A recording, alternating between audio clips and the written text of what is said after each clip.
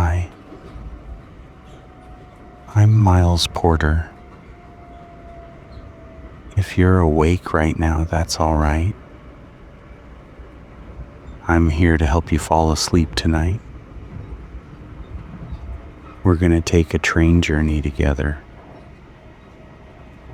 A nighttime railway journey through Swedish and Norwegian forests on the winter solstice, the longest night of the year. I'll tell you about the train, about the forests we're passing through, about the traditions people have in Scandinavia for making darkness feel cozy and warm. And while I'm talking, you can just relax, let the story carry you, let the rhythm of the train sounds in your mind help you settle. There's nothing you need to do except listen and rest and let sleep come when it's ready. I've got a sleeper ticket for the northbound train leaving Stockholm Central Station this evening. December 21st. The winter solstice. The train is called Night Train 94.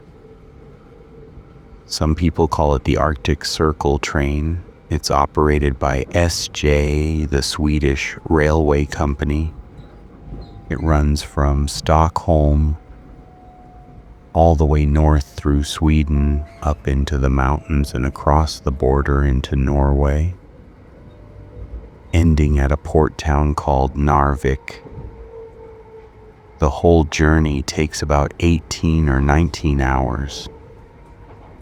But we're not going to worry about arriving anywhere tonight. We're just going to ride for a while through the darkness, through the forests, and then we'll see how you're feeling. The platform is lit with those old yellow sodium lights that make everything look warm and golden even when the air is cold. And the air is cold tonight, about -4 degrees Celsius. That's around 25 Fahrenheit. People are bundling onto the train with thick wool coats and scarves. Some are carrying small bags for the overnight journey. A few have wrapped presents tucked under their arms. The train itself is painted in deep green and yellow, the colors of the Swedish railway system. The cars are lined up along the platform, warm light glowing from their windows. Stockholm Central Station opened on July 18th, 1871. That's more than 150 years ago.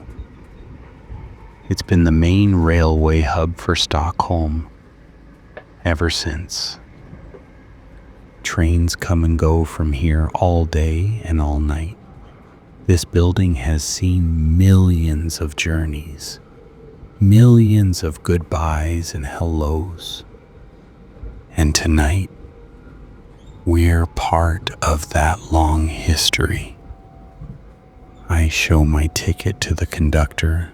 She nods and points toward car number 7, the sleeper car. I walk along the platform, pulling my small bag. Through the windows, I can see people already settling into their seats, taking off their coats, putting bags in the overhead compartments. Some are already reading books under the small reading lights. The darkness arrived early today. Around 3 in the afternoon in Stockholm on the winter solstice. The sun rises around 9 in the morning and sets just after 3 in the afternoon. That's only about 6 hours of daylight. The rest is darkness. But Swedes don't mind the darkness so much. They've learned to live with it, to make it cozy, to light candles and gather together and make the dark hours feel warm. I step up onto the metal steps, into car 7. The warmth hits me right away. After the cold platform, the heated train car feels wonderful, like stepping into a warm house after being outside in winter. The corridor is narrow, dark wood paneling on the walls, soft amber lighting overhead, doors on both sides leading to private sleeping compartments. My compartment is number 12. Halfway down the car on the right side, the door slides open smoothly. Inside is small but perfectly arranged. 2 bunks, one lower, one upper. I'll take the lower one tonight. There's a small window with thick curtains, a fold-down table attached to the wall, a reading light above each bunk, a small sink in the corner with a mirror above it. The compartment is already warm. The radiator under the window is putting out steady heat. I set my small bag on the lower bunk. The bedding is clean and crisp. White sheets. A thick wool blanket in red and gray checks. The kind of wool blanket that's been made in Scandinavia for centuries. Heavy, good at trapping heat. I hang my coat on the hook behind the door and sit on the edge of the bunk. The mattress is firm but comfortable. At 7:30, the train begins to move. It's so gentle at first you can barely feel it. Just a slight shifting, a subtle vibration, then slowly, steadily, the train starts rolling forward. The yellow lights of the platform slide past the window. The rhythm starts. That particular sound of train wheels on railway tracks. A low rumble with smaller clicks layered over it. The sound of steel wheels rolling over the joints where railway sections meet. It's almost like a heartbeat, that steady, reliable rhythm. We pass through the railway yards just outside the station, tracks splitting off in different directions. Signal lights glowing red and green in the darkness. Then we're moving through the suburbs of Stockholm, passing apartment buildings with lit windows. I can see inside some of them, people sitting at dinner tables, blue light from televisions, Christmas trees with lights. The train picks up speed gradually. We're probably going about 60 kilometers per hour now. A comfortable cruising speed for a night train. We're heading north and west, toward the forests, toward the mountains, toward Norway. The train sways gently as it rounds a curve. The heating system hums quietly. The reading light above my bunk makes a small pool of warm yellow light. Outside the window, Stockholm is falling behind us.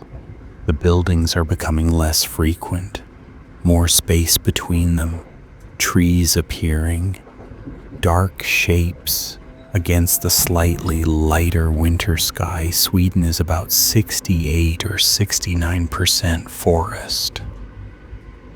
That's more than 2/3 of the entire country. Mostly what they call boreal forest. Evergreen trees, Norway spruce, Scots pine, mixed with birch trees. These forests stretch for vast distances. You can ride for hours and hours in this train and see nothing but trees. The trees are adapted to the cold, to snow, to long winters and short growing seasons. The Norway spruce can live for 300 years. The Scots pine can live even longer, 500 years or more.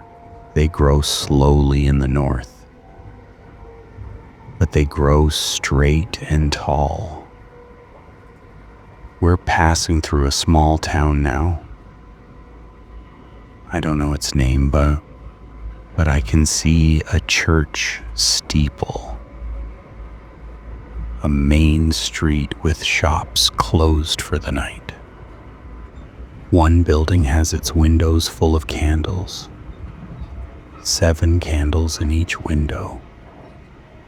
It's become a tradition in Sweden. Candles in the windows during winter. The symbolism is light against darkness. In the far north, above the Arctic Circle, the sun doesn't rise at all for several weeks around this time. Just twilight for a few hours around midday. The rest is darkness. So light becomes important, meaningful. The forest is getting thicker now, closer to the tracks, the trees pressing in on both sides, their branches heavy with snow. When you walk in a snow-covered forest, it's quiet, profoundly quiet. The snow absorbs sound. Your footsteps are muffled. Everything is still. And from the train passing through, you can sense this silence, even though you can't hear it. The vast quiet of the winter forest. Millions of trees standing still in the cold, waiting for spring. The winter solstice has special meaning in Sweden and Norway. It marks the darkest point, the longest night, but it also marks a turning point. Starting tomorrow, the days will begin to grow longer again, slowly, just a minute or two at first, but growing. The ancient people of Scandinavia celebrated this. They called it Yule. Jol in Old Norse. They lit fires, feasted, brought evergreen branches inside as a reminder that life persists even in the deepest cold. When Christianity came to Scandinavia, many of these traditions merged with Christmas celebrations. The Swedish word for Christmas is jul, the same word. Yule and Christmas became the same thing. On December 13th, Sweden celebrates St. Lucia Day. Early in the morning, a girl dressed in white with a crown of candles on her head leads a procession. Other girls and boys follow, also in white, carrying candles. They sing traditional songs, bring saffron buns and ginger cookies to family members. The candles represent bringing light into darkness. The tradition falls just before the solstice, at the darkest time, as a reminder that light will return.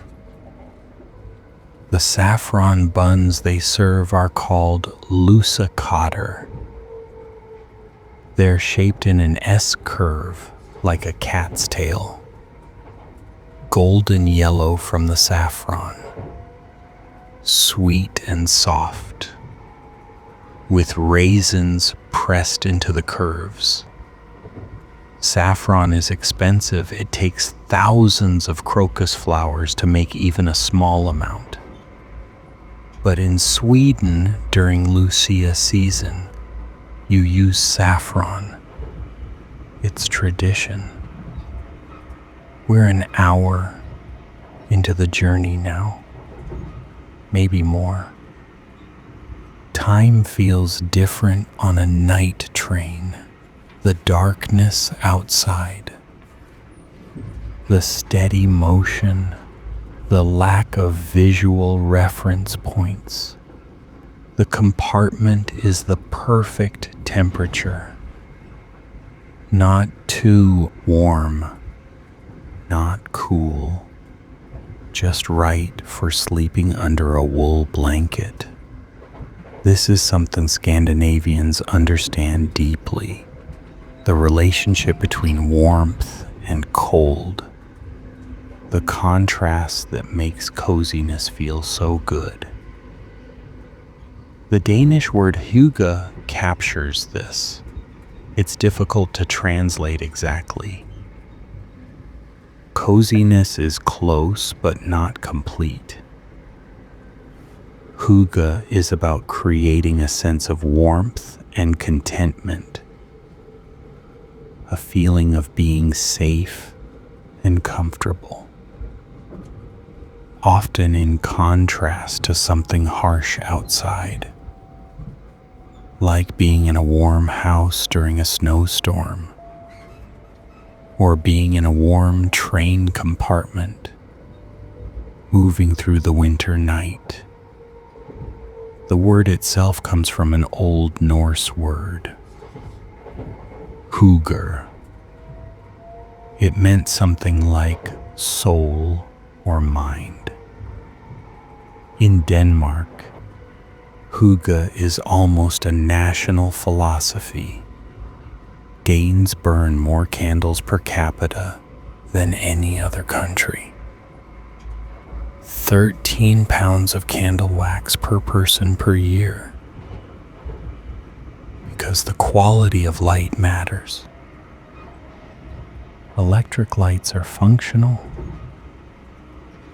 but candlelight is soft, warm, flickering. It creates a particular mood. In Norway, they have a similar concept, koselig. It means roughly the same thing as hygge, cozy, comfortable, pleasant. This train compartment embodies hygge perfectly. Small, enclosed, warm, with soft lighting. The sound of the train outside providing a gentle rhythm, the darkness beyond the window, making the lit interior feel even more cozy by contrast. The forest continues outside, mile after mile, the train carrying us north through the winter night. We pass through another small station, Uppsala, a university town about 70 kilometers north of Stockholm. A few people get off A few get on, the whole stop takes maybe 3 minutes. Then we're moving again, back into the darkness, back into the forest. Another traditional drink for this season is glögg. That's the Swedish spelling. It's mulled wine. The base is red wine. You add sugar, spices, cardamom pods, and cinnamon sticks, cloves, orange peel. You heat it slowly until it's steaming. Then you add raisins and blanched almonds. Serve it hot in small glasses. The first sip is warming. The wine's sweet and spicy. Traditionally, you drink glögg at Christmas markets. Outdoor markets where vendors sell handicrafts and decorations. You stand outside in the cold, holding a cup of hot glögg, feeling it warm you from the inside. There's also rice porridge, risgrynsgröt. Simple rice cooked slowly in milk until it's soft and creamy. Sugar, cinnamon, sometimes a little butter. You eat it hot, often on Christmas Eve. The tradition includes hiding one whole almond in the pot.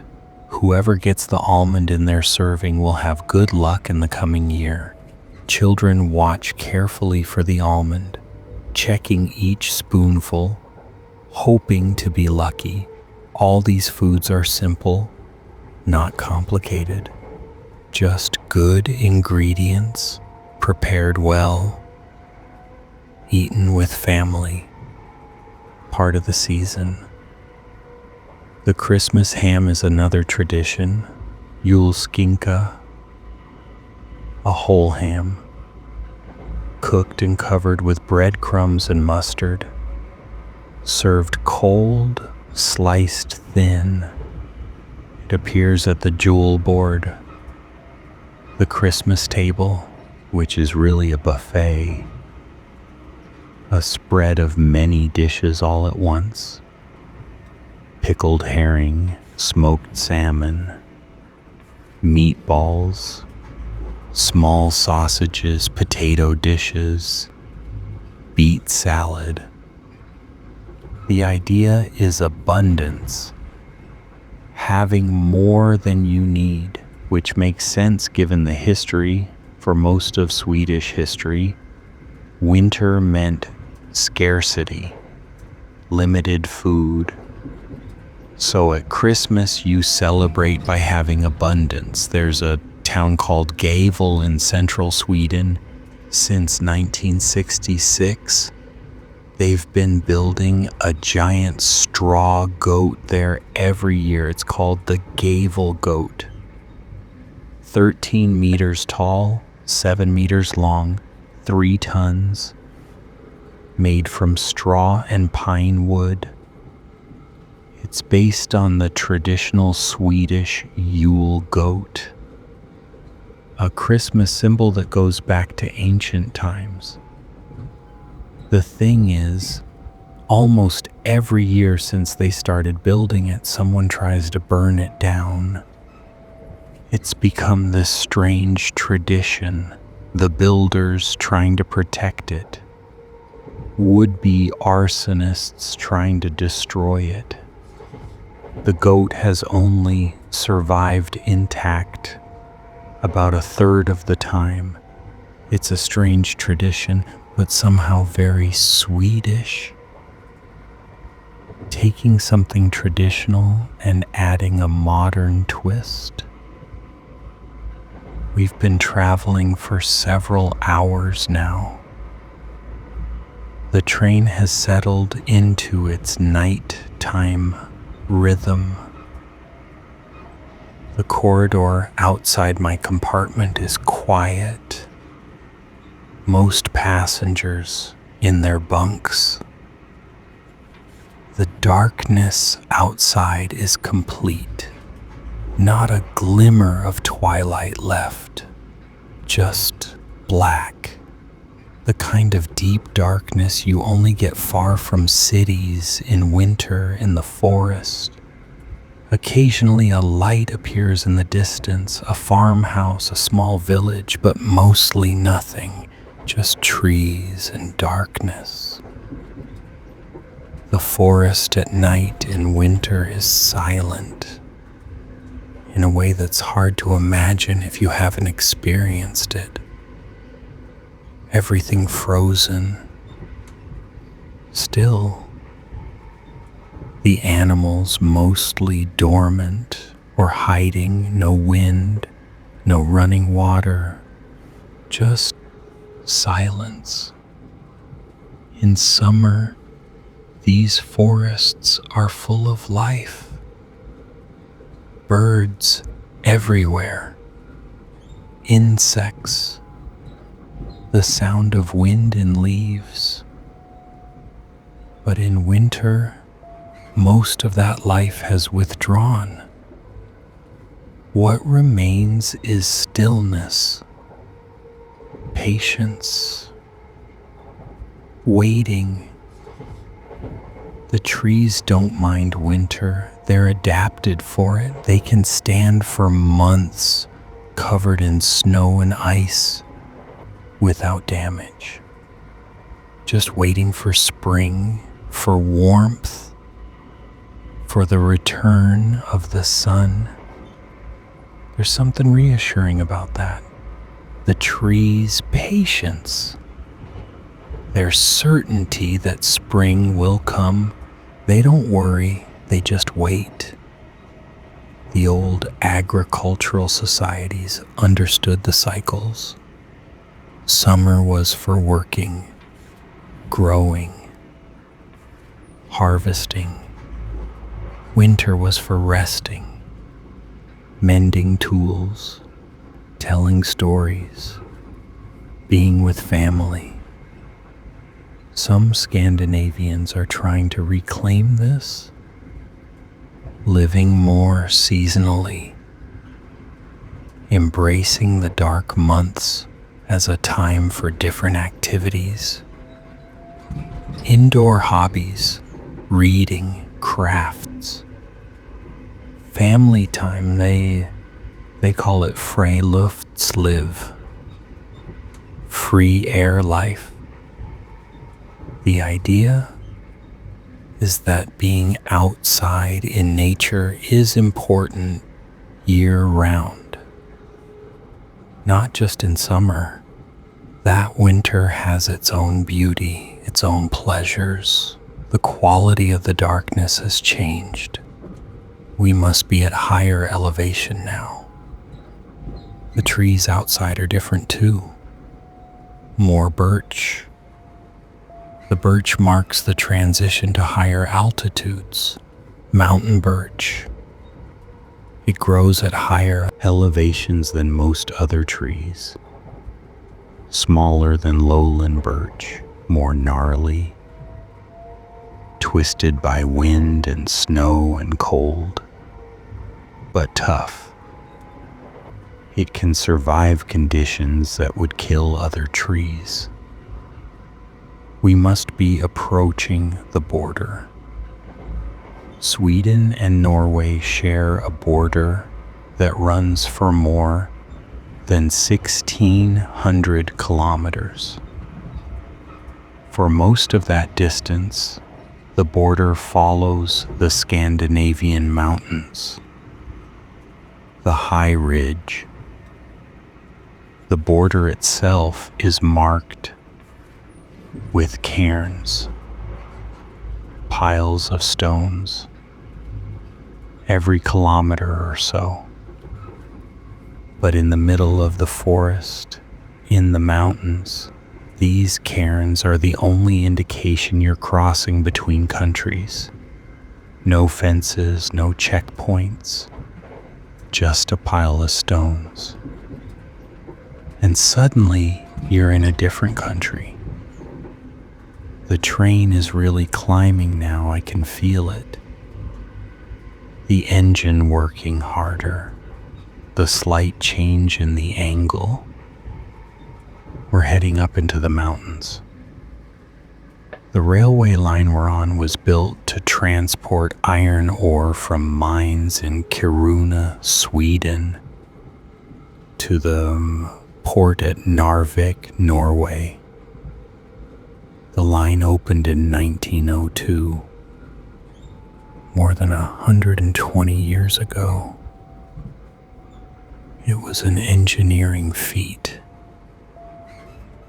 building a railway through these mountains, blasting tunnels through solid rock, bridging deep valleys. Thousands of workers, many of them immigrants,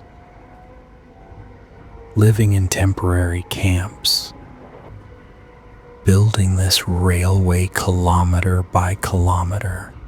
We enter a tunnel. The darkness outside becomes absolute. The train's lights reflecting back from the rock walls.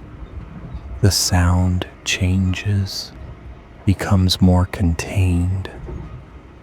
Then we emerge back into the forest. The train continues its climb. The forest is thinner now. More space between trees, rocky outcrops visible even in the darkness.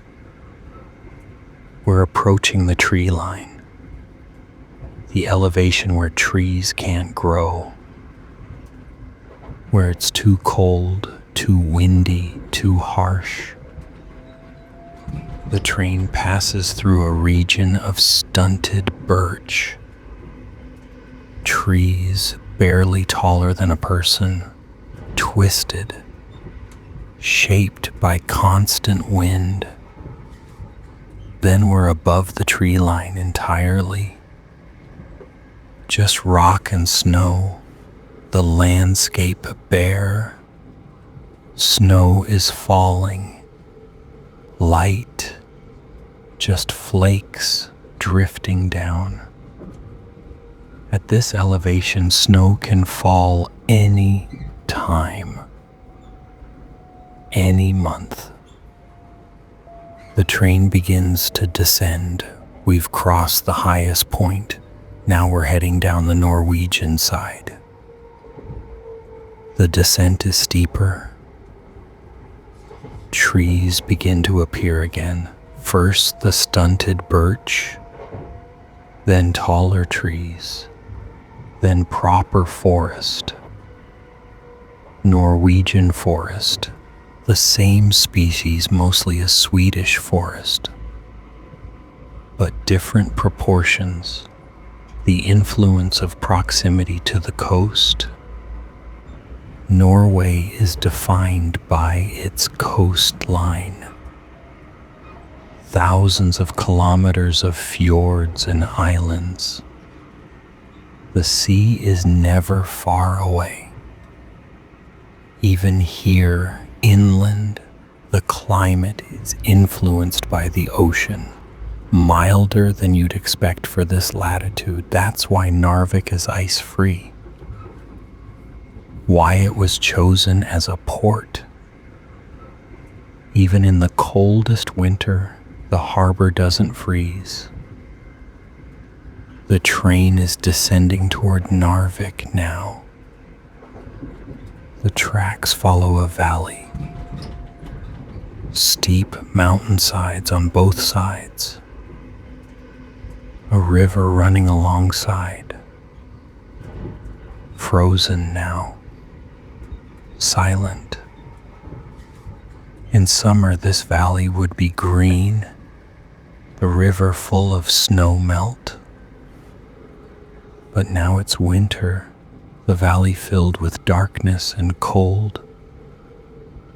Only the train moves. This small tube of light and warmth. The fold-down table makes a small desk. I've been lying on the lower bunk. The wool blanket pulled up. The compartment is very peaceful. The perfect temperature, the gentle rocking, the steady sound. There's a particular kind of thinking that happens late at night, especially on trains. Reflective thinking, not problem solving or planning, just contemplation, letting thoughts drift. The rhythm of the train encourages this, the repetitive sound, the steady motion. It puts your active mind to rest and lets the quiet mind emerge. The Swedes have a concept called lagom. It means just right, not too much, not too little. Balance. It applies to everything, work and rest, activity and quiet, social time and solitude. The opposite of excess, of extremes. Swedish culture values this. Being balanced, moderate. You see it in design. Swedish design is known for being functional and beautiful, but not ostentatious. Just right. The train is slowing. We must be getting close to Narvik. The valley has widened. Then lights appear, first scattered. Houses on hillsides, then more concentrated. Street lights, buildings. The train pulls into the station. The platform is well lit, clean. A few people waiting. This is the end of the line for passenger service. Some passengers disembark, pulling rolling suitcases, bundled in winter coats, meeting family or friends on the platform. I'm not getting off. I just want to experience the stop, then continue resting. The train sits at the platform for about 10 minutes. Then slowly we begin to move again, heading back, retracing the route. The same tracks, the same tunnels, the same valley, but it feels different because it's later, because the journey is now about returning. The darkest part of the night has arrived, 2 or 3 in the morning, the dead of night, the bottom of the circadian cycle. The train moves through this deep night, through the silent mountains, through the frozen valleys. A small point of light and warmth in vast darkness, but steady, reliable, continuing. The compartment is the perfect temperature for sleeping.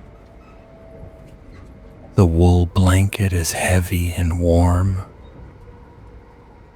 The pillow soft beneath my head. Outside, the darkness is absolute. We're in the mountains now. No towns, no lights. Just forest and rock. The train's rhythm has become completely familiar. The particular pattern of this train on these tracks, almost like a heartbeat. That steady, reliable rhythm, not something you think about, just something that's there, constant, reassuring. The winter solstice has passed now. We're on the other side of it. The light is already starting to return. Though you wouldn't know it yet, won't be able to notice for weeks. But it's happening. Day by day, minute by minute. The days are getting longer. This is the promise of the solstice, the turning point, the guarantee that the darkness won't last forever. No matter how dark it gets, the light returns. No matter how cold it gets, warmth returns. The wheel turns. The cycle continues. My breathing has slowed to match the train's rhythm. Deep, slow, regular.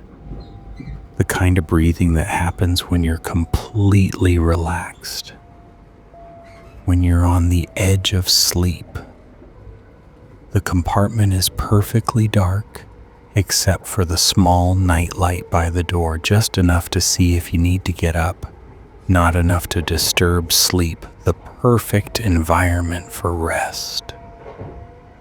Dark, quiet, warm, secure, moving through space but enclosed, protected.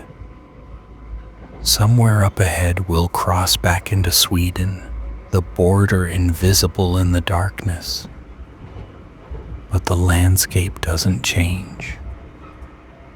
The same mountains, the same forests. Nature doesn't recognize political boundaries. The trees don't care if they're Swedish trees or Norwegian trees.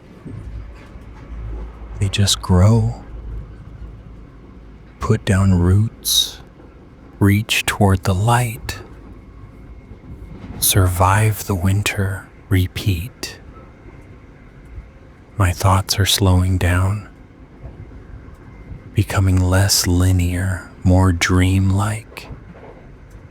Images rather than words, feelings rather than ideas. The darkness outside the window is complete, deep, infinite.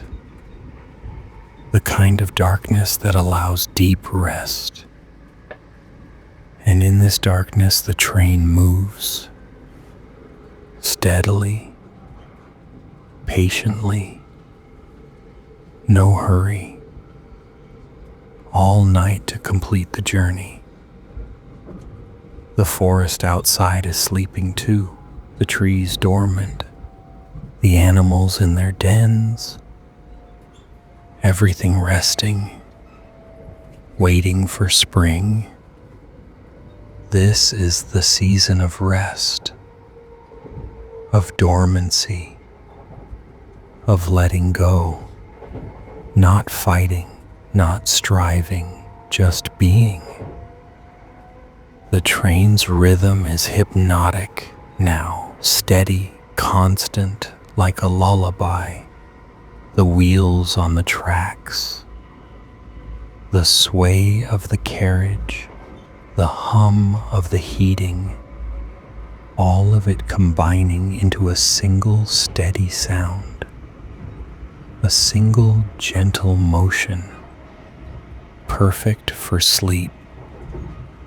My eyelids are heavy, very heavy. The darkness is welcoming, inviting, safe. The winter solstice journey continues through Swedish forests, through Norwegian mountains, through the longest night. But you're safe here, warm, comfortable, carried along. No need to do anything, just rest.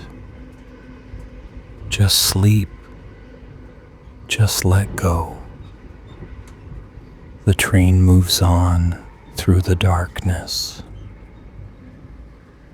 through the forest, through the night, and you sleep peacefully, deeply, soundly. On the longest night of the year, as the train carries you through the winter forest, under the stars, safe, warm at rest. The journey continues, but you can rest now. The train will take care of the traveling. You just need to close your eyes and let the darkness hold you. Let the rhythm carry you into sleep, into dreams, into rest. Good night.